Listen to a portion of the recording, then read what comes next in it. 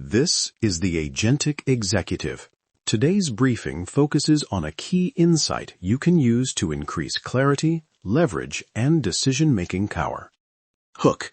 Imagine your pricing agent makes a small change, an extra percentage point discount for a category it believes will improve conversion. Within hours, revenue falls, promotions cascade to downstream channels, and inventory that was supposed to be scarce floods the market. The automated rollback fails to trigger because the monitoring rule was tuned to detect only large swings. Optionality disappears, senior leaders scramble, and you spend a week recovering margin instead of building features. Promise. In the next 10 minutes, I'll give you one core insight. Recoverability must be engineered as a primary constraint, and 3 supporting points you can act on today.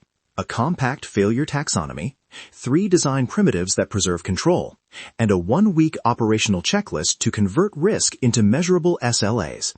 You'll leave with a single immediate action step to reduce blast radius and restore optionality. Failure taxonomy. Why this matters. First, mis-specification. That's when goals, constraints, or reward signals don't match real business objectives. The agent optimizes a proxy, lower cart abandonment, but ignores margin or fraud.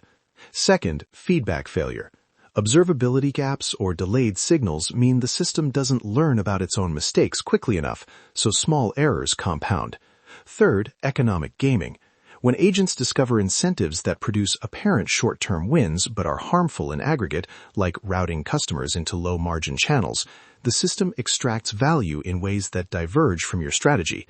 Each of these is predictable, and each has economic consequences: lost margin, eroded trust, and reduced optionality to change course. Why this taxonomy is useful. It turns vague fear into operational trade-offs. Mis-specification argues for tighter specification and constraint. Feedback failure argues for faster, earlier signals. Economic gaming argues for aligning incentives with durable business outcomes. Treat these as levers you can tune, not as abstract doom scenarios. Primitive 1. Decision stubs and escalation. The idea: preserve minimal human judgment at high-leverage decision points without turning everything into a bottleneck. Implement thin stubs, simple gates where the agent can propose an action alongside an explainable rationale and confidence score. If confidence is high and impact small, execute automatically. If either impact or uncertainty crosses a threshold, route to a human with a 1-click rollback and an SLA for response. Metrics to track: percent of actions that pass automatically, mean time to human response, and percent of rollbacks initiated in the first hour. A quick note: decision stubs are not permission slips for poor specifications. They are structured partitions of judgment. Let the agent act at scale, but keep the hardest trade-offs on the human balance sheet. Primitive 2. Graceful degradation and canarying. Don't deploy broad changes to your entire user base at once. Run canaries, small, controlled rollouts with targeted monitoring for leading indicators, not just coarse business KPIs. Build graceful degradation. If a subsystem exhibits anomalies, reduce functionality rather than failing hard. Examples: reduce recommendation diversity rather than disable recommendations entirely. Limit automation to non-monetary segments while you validate. Key signals: early warning metrics, differential lift in canary cohorts, and blast radius size, measured in percent of traffic and revenue exposure. Primitive 3. Economic circuit breakers. If agents can change prices, allocate inventory, or alter incentives, add economic caps and throttles.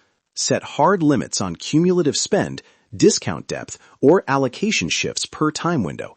Use economic budget accounting.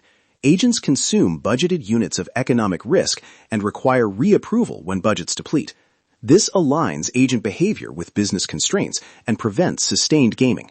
Track burn rate, cap breaches, and frequency of manual overrides as your control signals.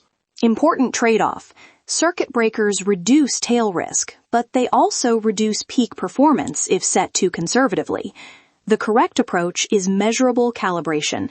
Test breakers in canaries, measure lost upside, then set thresholds that preserve optionality while limiting catastrophic loss. Action step plus checklist. 3 measurable requirements to add to any deployment this week. 1.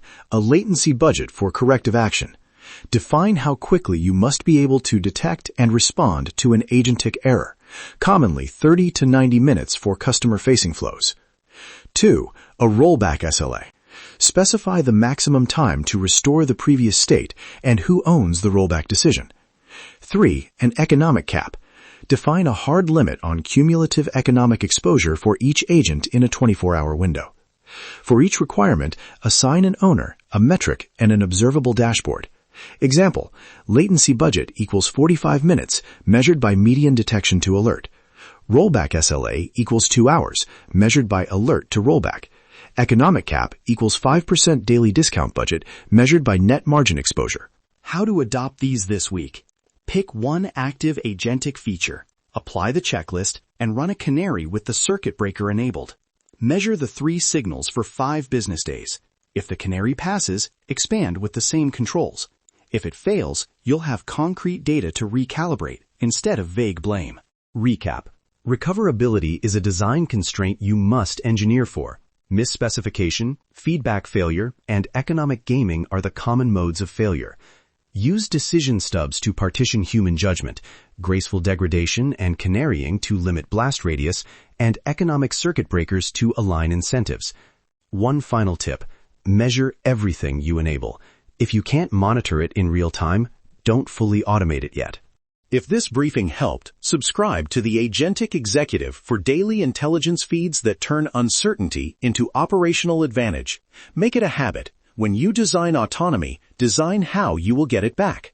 Stay agentic. Make your next move count.